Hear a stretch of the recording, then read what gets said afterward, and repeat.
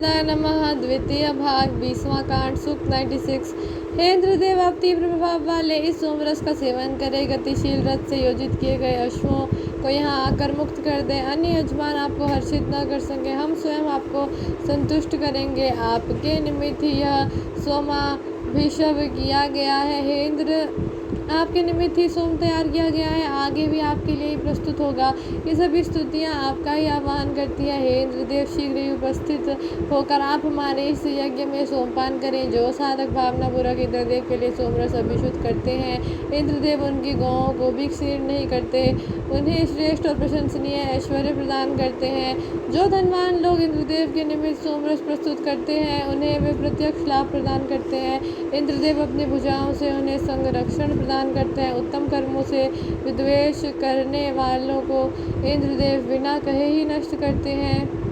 सुखदाता है इंद्रदेव, अश्वों, गौ और ऐश्वर्य के अभिलाषा से प्रेरित होकर हम आपके आगमन की प्रार्थना करते हैं। आपके निमित्त नवीन और श्रेष्ठ स्तोत्रों की रचना करके आपका आह्वान करते हैं। हे रोगिन, यज्ञ के हविर द्रव्य से हम आपको अज्ञात रोगों और राजक्षमा से मुक्त करते हैं। जो घेर कर जकड़ लेने वाले राक्षस या व्याधि विषाणु हैं, उनसे इंद्रदेव और अग्निदेव हमें मुक्ति दिलाएं। ऋषि औषधि, संयम और मंत्र के संयुक्त प्रयोग के असाध्य रोगों का भी उपचार पूरे विश्वास के साथ करने में समर्थ थे। अग्नि के सहयोग से यज्ञीय ऊर्जा तथा इंद्र आत्मशक्ति के सहयोग जीवनी शक्ति का समर्थन करते थे। इसीलिए अग्नि और इंद्र से प्रार्थना की गई है।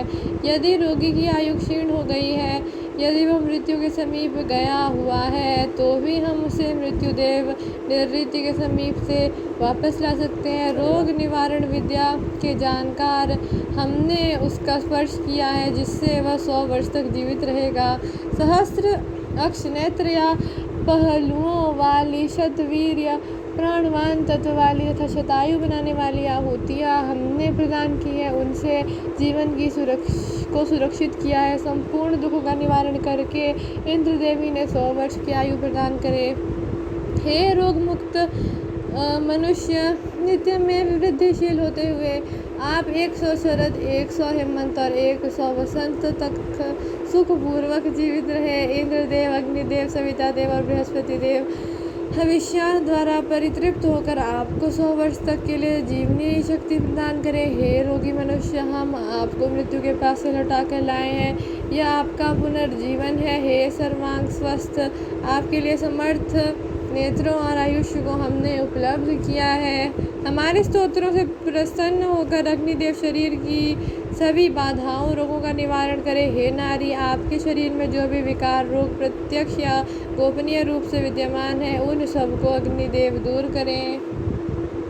हे नारी, जिन असुरों रोगों ने आपको पीड़ित किया है तथा आपकी सृजन एवं धारण करने की क्षमता को विनष्ट किया है, अग्निदेव उन सबको समाप्त करें। हम उनकी स्तुति करते हैं। हे स्त्री, विभिन्न रोगों के रूप में जो भी पैशाचिक शक्तियाँ आपके गर्भ को पीड़ित करना चाहती हैं, जो आपकी संतानों को पीड़ा पहुंचाती है, उन सबको आपके पास से दूर करके नष्ट करते हैं। हे नारी, जो विकार रोग जाने अनजाने तुम्हारे शरीर में प्रवेश कर गए हैं तथा जो तुम्हारी संतानों को नष्ट करना चाहती हैं, अग्निदेव की सहायता से हम उन सब का विनाश करते हैं। हे स्त्री, जो रोग आपके पास छलपूर्वक भ्राता रूप से, पति रूप से अथवा उपपति बनकर आता है और आपकी संतति को विनष्ट करने की कामना करता है, उसे हम यहाँ से दूर भगाते हैं। रोग या दुर्गुण हितैषियों जैसे अपने जैसे रूप बनाकर ही छलपूर्वक स्वभाव में या शरीर में प्रवेश करते हैं, उन्हें पहचानने और नष्ट करने की विद्या ऋषिगण जानते रहे हैं। हे नारी, जो रोग स्वप्न वेला और निद्रावस्था में आपको मोह मुग्ध करके समीप आता है और जो आपकी संतति को विनष्ट करने की कामना करता है, उसे हम यहाँ से दूर करते हैं। स्वप्न एवं सम्मोहन की स्थिति में अवचेतन अवस्था में विकार अपना जाल फैलाते हैं, उस गिराही तक उपचार किया जाना अभीष्ट है।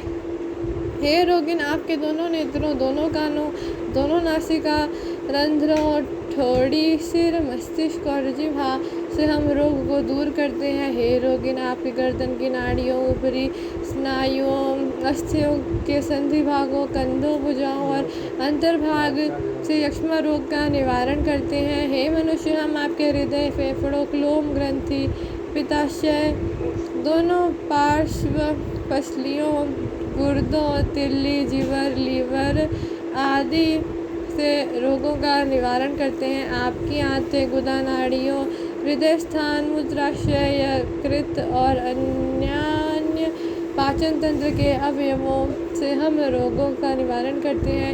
हे रोगिन, आपकी दोनों जंघाओं, जानुओं, एड़ियों, पंजों, नितंब भागों, कटी भागों और गुदा द्वार से हम यक्ष्मा रोग का निवारण करते हैं। हे रोगिन, आपकी अस्थियों, मज्जा, नाड़ियों और शरीर के प्रत्येक संधि भाग में जहाँ कहीं भी रोगों का निवास है वहाँ से हम उन्हें दूर करते हैं। शरीर के प्रत्येक अंग, रोमों, रोमकूपों, शरीर की सभी संधियों जहाँ भी रोग का प्रभाव है उन सभी स्थानों से हम उसका निवारण करते हैं। आज विज्ञान यह मानने लगा है कि गंभीर रोगों की जड़ें शरीर के तमाम कोशों, अंग प्रत्यंग में फैली होती है। ऋषि अपनी सूक्ष्म दृष्टि से प्राणवान उपचार प्रक्रिया से रोगों की समूल उच्छेदन का एक सशक्त तंत्र बनाते हैं। हे दुःस्वप्न, आपने हमारे मन को अपने अधीन कर लिया है।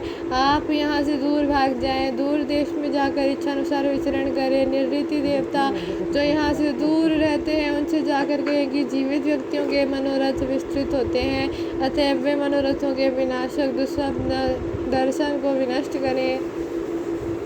सूक्त 97। हम याजकों ने इंद्रदेव को कल सोमरस से तृप्त किया था, उन्हें आज के यज्ञ में भी सोमरस प्रदान करते हैं। हे याजकों, इस समय स्तोत्र का गान करके इंद्रदेव को अलंकृत करें। भेड़िए जैसे क्रूर शत्रु भी इंद्रदेव के समक्ष अनुकूल हो जाते हैं। वे इंद्रदेव हमारी प्रार्थना को स्वीकार करते हुए हमें उत्कृष्ट चिंतन से युक्त विवेक बुद्धि प्रदान करें। ऐसा कौन सा पुरुषार्थ है जिसको इंद्रदेव ने प्रभावित नहीं किया था तथा उनकी वीरता की गाथाएं किसने नहीं सुनी। वृत्र का संहार करने वाले इंद्रदेव बचपन से ही विख्यात हैं। सूक्त 98। हे इंद्रदेव, हम स्तोतागण अन्न प्राप्ति की कामना से आपका आह्वान करते हैं। आप सज्जनों के रक्षक हैं, शत्रु को जीतने के निमित्त आपका आह्वान करते हैं। विपुल पराक्रमी, वज्रधारी, बलधारक हे इंद्रदेव, अपनी असुरजयी शक्ति से महान हुए आप हमारी स्तुतियों से प्रसन्न होकर हम साधकों को पशु धन तथा ऐश्वर्य प्रदान करें। सूक्त 99। हे इंद्रदेव, प्राचीन काल से रिभुगणों तथा रुद्रोग्र वीरों द्वारा आपकी स्तुति की जाती रही है। याजकगण स्तुति करते हुए सोमपान के लिए सर्वप्रथम आपको ही बुलाते हैं। वे इंद्रदेव सोमरस का सेवन करके अत्यधिक आनंदित होकर यजमान के वीर्य और बल को बढ़ाते हैं, अतएव स्तोतागण आज भी उनकी महिमा का वर्णन करते हैं। सूक्त 100। स्तोत्रों से पूजित है इंद्रदेव, आपके पास हम लोग बड़ी बड़ी कामनाएं लेकर उसी प्रकार आते हैं जैसे जल स्वभावतः जल भंडारों की ओर, नाले नदी की ओर तथा नदियाँ समुद्र की ओर प्रवाहित होता है। वज्रधारी